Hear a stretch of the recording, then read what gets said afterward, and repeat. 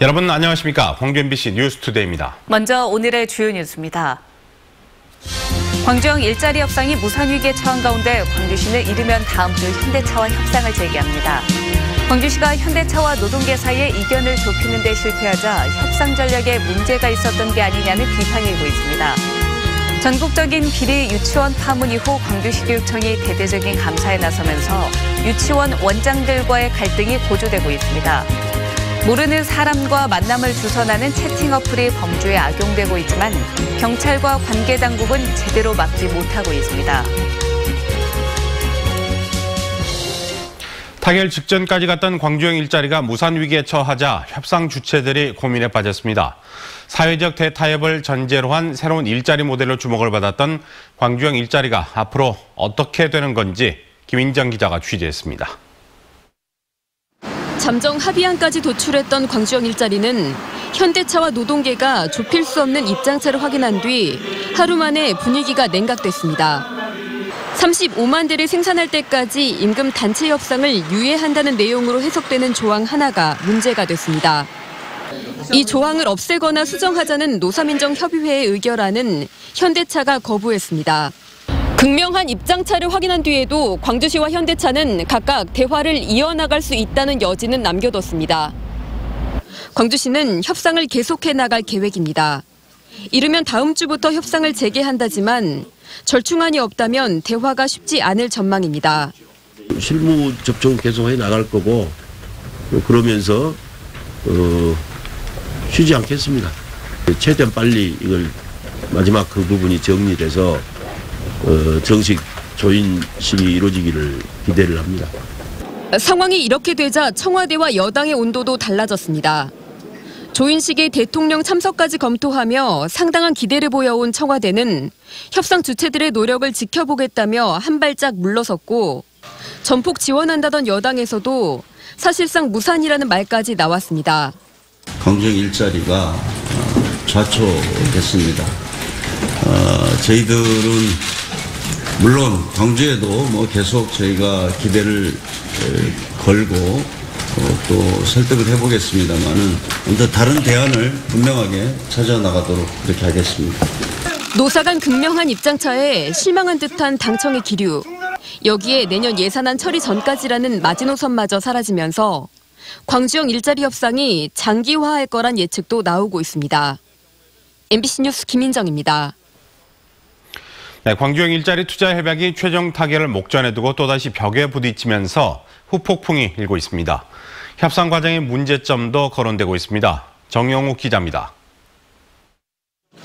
가장 많이 지적되는 건 광주시가 속도전 협상을 하며 스스로 협상력을 약화시키지 않았냐는 겁니다. 민선 7기 들어 매달 목표 시한을 제시한 뒤 서둘러 이를 추진하다 보니 경직성이 높아지면서 현대차와 노동계 사이에서 절충의 묘를 발휘하지 못했다는 비판입니다. 오락가락한 협상 전략도 도마에 오르고 있습니다. 임금 단체 협상 유예 조항이 포함됐다 빠지는 과정이 반복되면서 현대차의 불신을 키웠다는 겁니다. 이 부분이 다시 살아나서 이렇게 발목을 잡을 줄은 몰랐었어요. 광주시가 조금 더 세심하게 서로 물밑에서 조율을 하면서 이걸 풀어나갔으면 좋았을 것 같은데.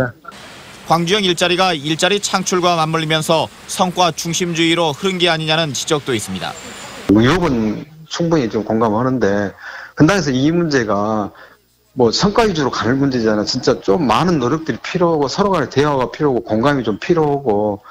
또 노사관계가 핵심인데도 3자 대면 협상이 아니라 광주시가 현대차와 노동계를 오가며 양다리 협상을 벌인 것도 한계로 거론되고 있습니다. 현대차에 대해선 아무리 이윤을 쫓는 기업이라지만 대기업으로서의 사회적 책무를 간과하지 않았냐는 비판이 일고 있습니다. 처음부터 이렇게 관심 사항이 적지 않았느냐 그런 생각으로 자꾸 저희도 이제 이렇게 의구심을 좀 가질 수뿐이 없어요. 그래도 다소 희망적이라면 수많은 난관을 헤치고 이제 임단협 유예 조항 단 하나의 이견만이 남았다는 겁니다. 최종 타결에 대한 기대가 남아있는 이유기도 합니다. MBC 뉴스 정용욱입니다. 오늘 우리 지역엔 첫눈 소식이 있습니다. 현재 레이더 영상 보시면 따뜻한 서해 바다와 찬 공기가 부딪히면서 눈구름대가 형성이 됐는데요. 현재 서해안과 광주와 전남 일부 내륙에는 눈발이 날리고 있습니다.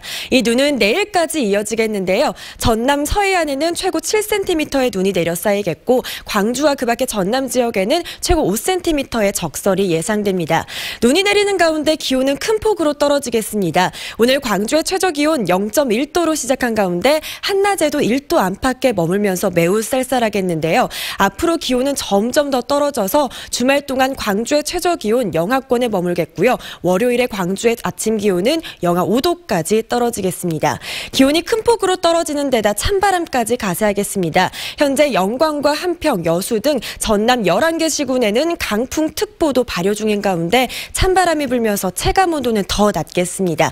감기 걸리지 않도록 두꺼운 점퍼와 이렇게 목도리 등으로 체온 조절 잘 해주셔야겠습니다. 날씨였습니다. 광주시교육청이 사립유치원 전체를 대상으로 감사에 들어간 이후 유치원 원장들과 갈등을 빚고 있습니다.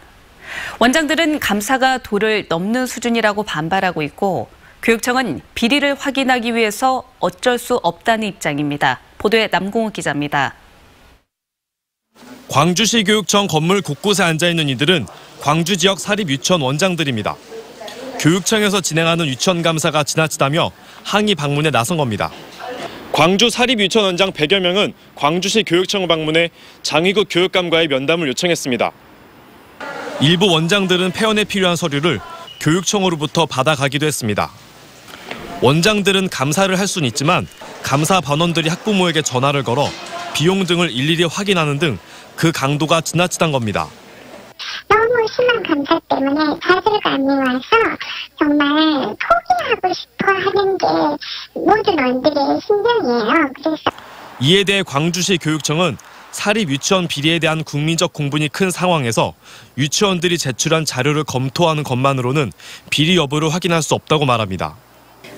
제대로 된 자료가 제출되지 않고 있습니다. 어떤 자료를 좀 변형을 시킨다거나 하나씩 누락을 시킨다거나 그다음에 제가 그 사전에 입수한 정보들 또 제보들과 다른 자료를 제공하고 있기 때문에 또 감사 대상인 유치원 70곳 가운데 아직 절반도 진행하지 않았다며 이렇게 반발이 심하면 어떻게 공정한 감사를 할 수 있겠냐고 반문합니다. 유치원 원장들은 내일 다시 시교육청을 방문해 감사 방식의 수정 등을 요구한다는 계획입니다. 유치원 비리를 막겠다는 이른바 박용진 3법이 국회에서 진통을 겪고 있는 가운데 지역에서도 갈등이 깊어지고 있습니다. MBC 뉴스 남궁욱입니다. 사립학교로부터 위탁받아 추진하는 광주시 교육청의 교사 채용이 50대 1의 높은 경쟁률을 기록했습니다. 광주시 교육청에 따르면 2019학년도 중등교사 임용 후보자 선정 경쟁시험 응시원서 접수를 마감한 결과 19명을 선발하는 시험에 961명이 지원해 평균 50.6대 1의 경쟁률을 보였습니다.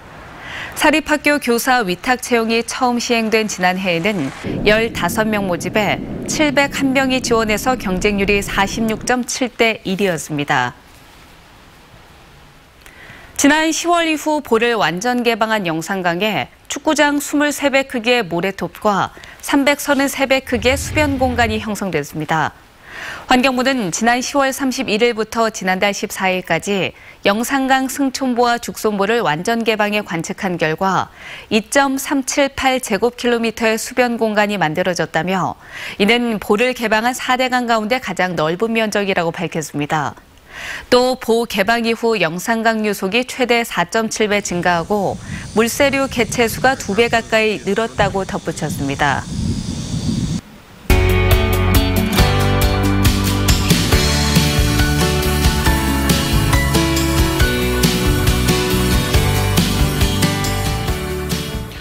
최근 광주 근로자 건강센터의 한 직원이 문재인 대통령에게 환경비원의 근로환경을 개선해달라는 편지를 써 눈길을 끌고 있습니다.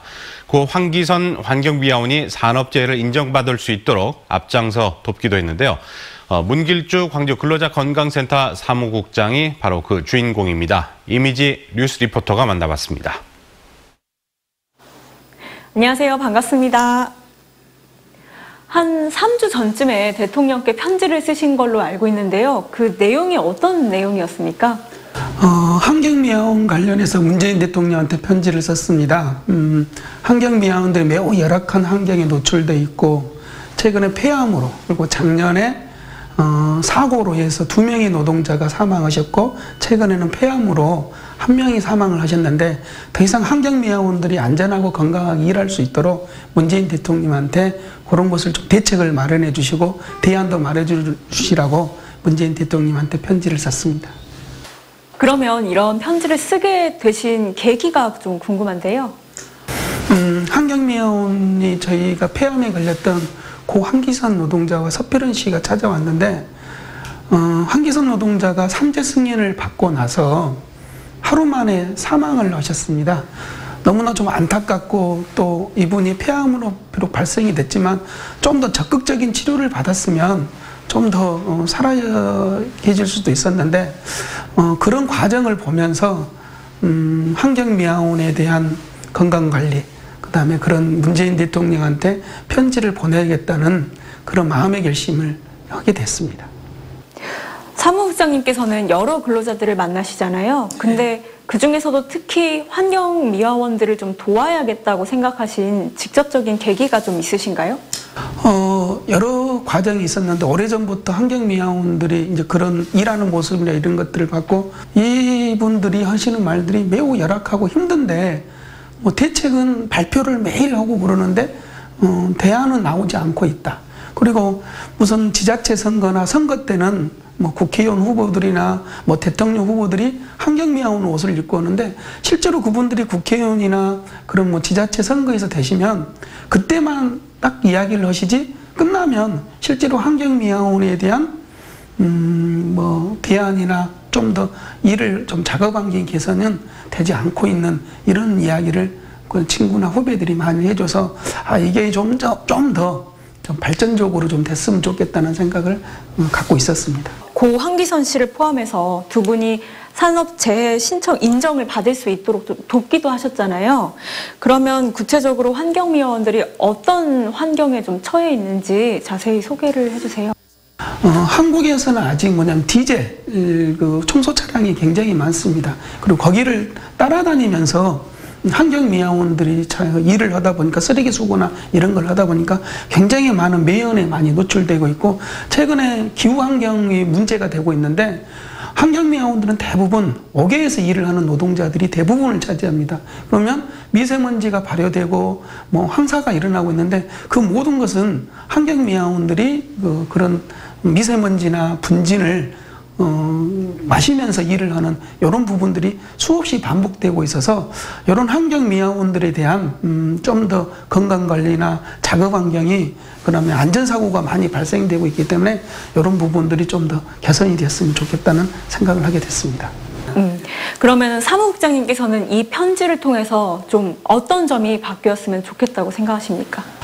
문재인 대통령이 답신을 안 보내줘도 좋습니다. 다만 작년에 환경미화원이 사망하고 나서 행정자치부 장관 김부겸 장관이 내려왔습니다. 그래서 환경미화원에 대한 대책을 발표도 하고 사고가 일어나지 않도록 이렇게 했는데 실제로 1년이 지금 지나가고 있는 시점에 보면 환경미화원들의 작업과 건강관리는 작년과 비슷합니다. 개선이 되지 않았다는 지점이죠. 환경미화원에 대한 열악한 환경을 한 번 더 보시고 그거에 대한 대책이나 대안이 좀 더 챙겨주셨으면 감사하겠습니다. 알겠습니다. 오늘 말씀 잘 들었습니다. 고맙습니다. 네, 감사합니다. 김정숙 여사가 광주 미디어아트 페스티벌을 깜짝 방문했습니다. 김정숙 여사는 어제 낮 미디어아트 페스티벌이 열리고 있는 국립아시아문화전당을 찾아 아들 문준영 씨의 작품 등을 둘러봤습니다. 김 여사는 방명록에 광주 미디어아트 페스티벌 훌륭합니다 라는 글을 남겼고 깜짝 방문 사실을 알고 전 시장을 찾아온 이용섭 시장과도 잠시 이야기를 나눴습니다. 광주 비엔날레 재단은 올해 비엔날레 전시장을 찾은 관람객 1000여 명을 설문조사한 결과 만족도가 70.4%였다고 밝혔습니다. 재단은 지난 2010년에 48%였던 만족도가 회를 거듭할수록 올라가 있고 특히 이번 비엔날레 경우 외국인 관람객들의 만족도가 76%로 나타나는 등 국제적인 위상과 가치가 입증됐다고 평가했습니다.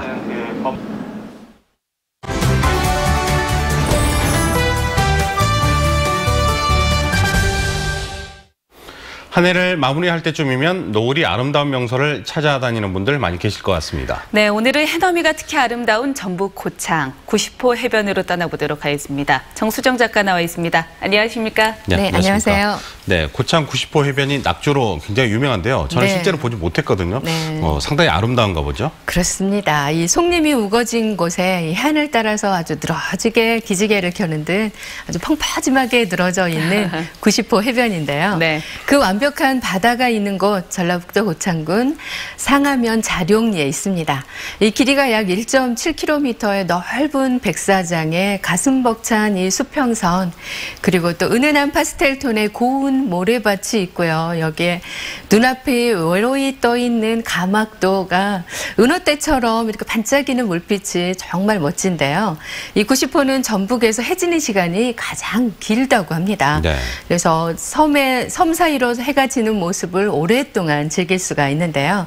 이 낙조가 시작될 무렵인 늦은 오후 이렇게 번져오는 붉은 노을빛에 반해오는 시간이죠. 네, 이 낙조 말고도 주변에 볼거리 또 즐길거리 많다고 하던데 어떤 게 있을까요? 네, 금모래 백사장의 남쪽 기슭에는 정유재란 때 주민 수십 명과 함께 비둘기 떼가 이렇게 반년 동안 피난을 했다는 천연 동굴이 또 자리하고 있고요. 네. 해안 일대의 기암괴석이 넓게 또 펼쳐져 있습니다. 여기에 1km쯤 앞에 쟁반 같은 가막도가 정말 아름다운 전경을 함께 펼쳐져 있고요. 또 이곳엔 또 갯바위와 함께 방파제 낚시를 또 즐길 수 있습니다. 네, 지금 바닷소리가 막 들리네요. 아, 네, 너무 좋네요. 네, 또 남쪽으로 160m 고지에 이렇게 봉화대가 있는데요. 고려 때는 밤에는 횃불로, 낮에는 이렇게 연기로 위급할 때를 알렸다고 전해지죠. 네. 근데 이제 당일로 오기에는 아쉬운 것 아니겠습니까? 예, 그렇죠. 주변의 숙박시설이 어떤가요? 네, 늦은 시간까지 이 90호 해안을 따라 노을을 즐겼다면 이 소나무숲 아래에 있는 노을빛과 함께 젖어올 수 있는 노을 캠핑장이 있습니다. 이렇게 방파제를 따라서 또 빨간 등대와 함께 또 하얀 등대가 있는데요. 이곳 등대 주변으로 바다 위에 둥실둥실 또 옹기종기 떠 있는 그 해양 펜션이 이곳에 또 있는데요. 네. 물이 빠지면 이곳 갯벌에서 조개 잡기 체험도 가능하고요. 네. 그리고 또 물이 차면 낚시와 함께 통발을 이용한 물고기 잡이 체험도 즐길 수가 있습니다. 그렇군요. 그리고 또 까만 밤하늘에 이렇게 쏟아지는 별을 보면서 이렇게 별 해는 밤으로 해상 펜션으로서의 하룻밤도 괜찮을 것 같죠? 네. 그리고 또 서해안 주변을 관광하다 보면 네. 해수찜을 빼놓을 수가 없잖아요. 맞습니다. 고창에도 혹시 해수찜이 있을까요? 네, 이렇게 쌀쌀한 90호 해안을 따라 이렇게 걷고 나면 이렇게 뜨끈한 해수찜을 즐겨야 될 것 같은데요. 네. 이 몸속을 뜨끈하게 파고드는 해수의 뛰어난 삼투압 효과로 온몸이 이렇게 혈액순환이 촉진되고 또 신비할 정도로 건강 회복에 좋다고 합니다. 이 해수 약찜은 일반 그 사우나에서 약 10배 정도로 땀을 흘리게 되는데요. 네. 네, 이때 체지방과 또 체내의 각종 노폐물이 이렇게 빠져나와서 우리 여성분들의 다이어트 효과에도 굉장히 뛰어나다고 합니다. 네. 또 해수약장은 또 가까운 시일 안에서 약 3, 4회 정도 연이어서 계속 이렇게 한다면 더욱 효과를 보실 수 있다고 해요. 네. 자, 마지막으로 고창 여행길에 맛볼 만한 맛있는 음식 소개를 해 주시죠. 네, 고창하면 많은 분들이 풍천장어 이렇게 먼저 그렇죠. 떠올리실 텐데요. 네, 오늘은 이 고창의 또 다른 맛 여행으로 지금 타닥타닥 조개 굽는 계절이 왔습니다. 그게 조개 굽는 소리인가요? 네. 좀 더 소개해 주시죠. 네, 이렇게 그 백합과 모시조개, 그다음 키조개, 가리비 그리고 또 소라 등 싱싱한 조개와 함께 해산물이 가득한데요. 이 90호 해변을 주변으로 이렇게 먹거리가 아주 다양합니다. 여기저기 타닥타닥 조개 굽는 소리에 이렇게 그 식욕이 이렇게 돋는데요. 이 조개구이를 먹고 난 뒤에 또 다른 맛, 이 조개구이, 백합 조개를 넣어서 만든 백합 칼국수의 맛이 아주 일품인데요. 뜨끈한 국물과 함께 이렇게 먹는 즐거움도 빼놓을 수가 없죠. 이렇게 힐링의 시간으로 해수찜도 즐기고 그리고 90호 해변을 따라서 서해의 낙조를 함께 즐기고 온다면 더욱 좋겠죠? 네, 오늘 소개 감사드립니다. 고맙습니다. 네, 고맙습니다. 감사합니다.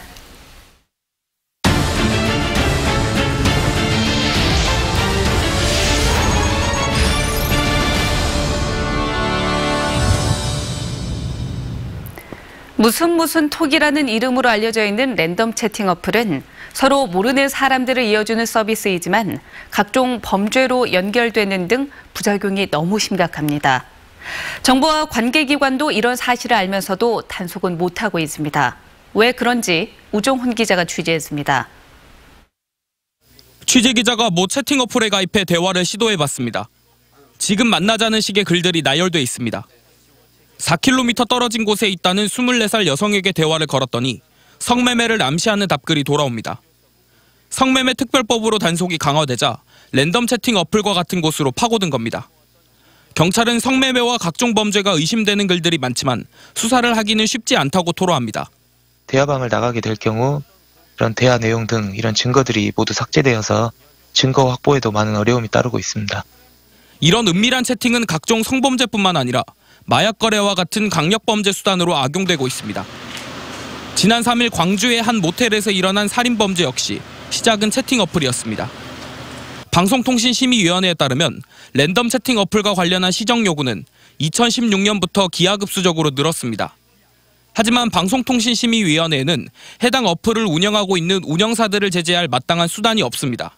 일 사인 간에 이루어지는 대화에서 이루어지는 불법 정보라든지 성매매 정보는 저희가 도감청을 할 수 없기 때문에 통신비밀보호법상 관여할 수 있는 부분, 관여할 수 없는 부분임을 다시 한번. 개인 간의 대화라 할지라도 그 폐해가 너무도 심각하기에 대책을 마련하고는 있습니다. 여성가족부는 시행령을 통해 모든 랜덤 채팅 어플을 유해 매체로 지정할 수 있도록 하는 방안을 추진하고 있습니다. 결국은 어쨌든지 간에 1차적으로 청소년의 그 접근 자체를 이제 차단할 수 있는 효과는 있는 거죠. 하지만 대책이 시행돼 청소년들의 접근이 힘들어진다 하더라도 성인들 사이에서 벌어지는 각종 범죄를 막을 수 있는 건 아닙니다. 속수무책으로 번지고 있는 랜덤 채팅 부작용을 막기 위한 보다 근본적 대책 마련이 시급합니다. MBC 뉴스 우종훈입니다. 권양 숙녀사를 사칭해 윤장현 전 광주시장을 속인 40대 여성이 다른 사람을 상대로 문재인 대통령 행세를 하며 돈을 뜯어내려 했던 것으로 드러났습니다.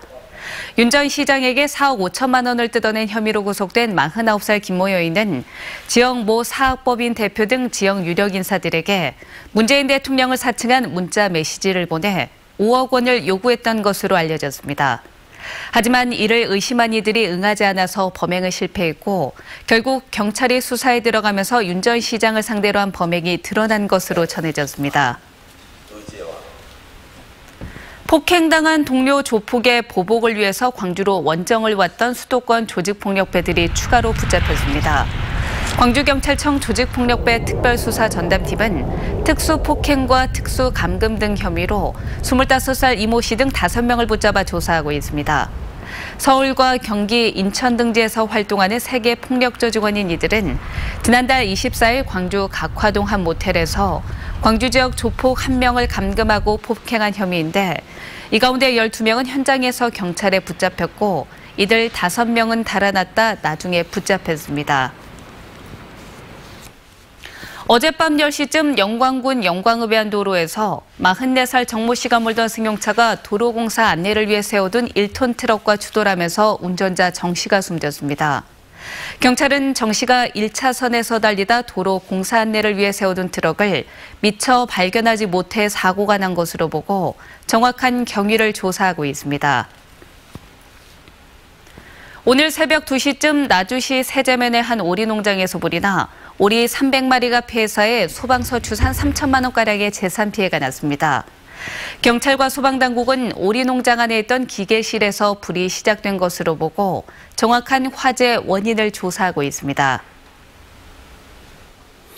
국내 최장기 공연으로 화제를 모았던 1인 연극 품바가 내년이면 탄생 40주년을 맞습니다. 배고팠던 시절 무안군 일로읍에서 탄생한 품바는 격동기를 살아왔던 민초들의 삶을 해학적으로 풀어냈습니다. 장영규 기자입니다.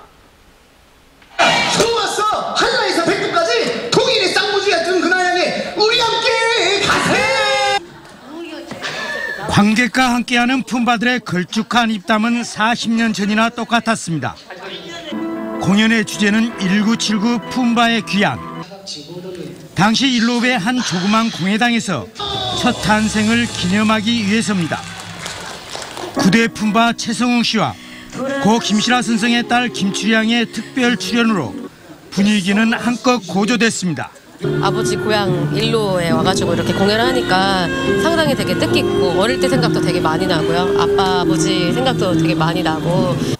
이번 공연은 40년 전 김씨와 지역에서 함께 활동했던 일로 인이 예술회가 품바의 정신을 공유하자는 취지에서 열렸습니다.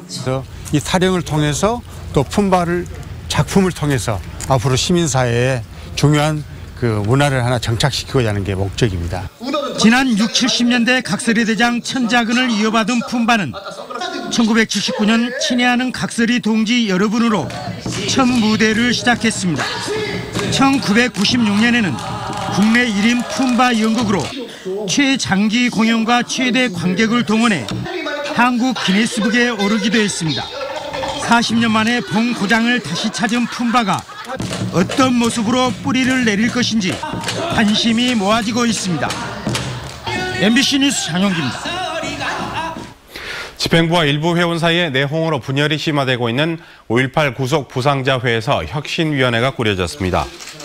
5.18 구속 부상자회 일부 회원들은 광주시청에서 혁신위원회 출범식을 갖고 현 집행부와 집행부에 반대하는 비상대책위원회 모두 문제가 있다며 현 사태를 마무리하고 단체를 정상화하기 위해 새로운 집행부를 구성하겠다고 밝혔습니다. 이들은 공정성을 위해 혁신위원회 관계자들은 차기 집행부 임원을 맡지 않겠다며 집행부와 비상대책위원회 협조를 호소했습니다. 세계 인권선언 70주년을 맞아 기념식이 열렸습니다. 어제 5.18 기념문화센터에서 열린 기념식에서는 5월 유가족들로 구성된 소나무 합창단 공연과 인권 토크쇼 등 세계 인권선언의 의미를 되새기고 인권 감수성을 높이는 다양한 프로그램이 선보였습니다. 광주시는 세계 인권선언 기념주간을 맞아 인권작품 수상작 전시회와 캘리그래피 인권다짐 액자 만들기 등의 행사를 다음 주까지 진행하게 됩니다. 오늘 우리 지역에 첫눈 소식이 있습니다. 현재 레이더 영상 보시면 따뜻한 서해 바다와 찬 공기가 부딪히면서 눈구름대가 형성이 됐는데요. 현재 서해안과 광주와 전남 일부 내륙 지역에 눈발이 날리고 있습니다. 이 눈은 내일까지 이어지겠는데요. 광주와 전남 지역에는 최고 5cm의 눈이 내려 쌓이겠고 전남 서해안에는 최고 7cm의 적설이 예상됩니다. 서해안 지역을 중심으로 많은 양의 눈이 내려 쌓일 가능성이 있으니까요. 시설물 점검 미리 잘해두셔야겠습니다. 눈이 지나는 가운데 기온은 큰 폭으로 떨어지겠습니다. 오늘 광주의 아침 기온 영하 1도로 출발한 가운데 한낮에도 1도 안팎에 머물면서 매우 춥겠고요. 앞으로 기온은 점점 더 떨어져서 올겨울 들어 가장 큰 추위가 찾아오겠습니다. 다음 주 월요일 광주의 최저 기온은 영하 5도까지 떨어지겠습니다. 기온이 큰 폭으로 떨어진 데다 찬바람까지 가사야겠습니다. 현재 여수와 목포 한평 등 전남 11개 시군에는 강풍특보가 발효 중인 가운데 찬바람이 매우 강하게 불고 있습니다. 감기 걸리지 않도록 두꺼운 점퍼와 이렇게 목도리 등으로 체온 조절 잘 해주셔야겠습니다. 현재 광주와 전남 대부분 지역에서 눈이 내리는 가운데 현재 기온 광주가 영하 0.4도 보이고 있고요. 장성과 담양, 화순 등은 현재 영하 1도 안팎으로 매우 춥습니다. 따뜻한 옷차림 하셔야겠고요. 그 밖에 전남 지역도 현재 기온 0도 안팎 보이는 가운데 한낮 기온 3도 안팎에 머물면서 매우 춥겠습니다. 전남 서부 동북권도 현재 영하 0.1도 안팎을 보이는 가운데 한낮 기온 2도 안팎 보이면서 평년보다 6도에서 7도가량 낮은 기온을 보이겠습니다. 바다의 물결은 현재 최고 6m로 매우 거세게 일고 있습니다. 풍랑특보가 발효된 가운데 종일 파도가 매우 거세게 일 것으로 보이니까요. 항해나 조업하는 선박은 각별히 주의하셔야겠습니다. 당분간 평년보다 낮은 기온을 보이겠고 다음 주 화요일에도 눈과 비 소식이 들어 있습니다. 날씨였습니다.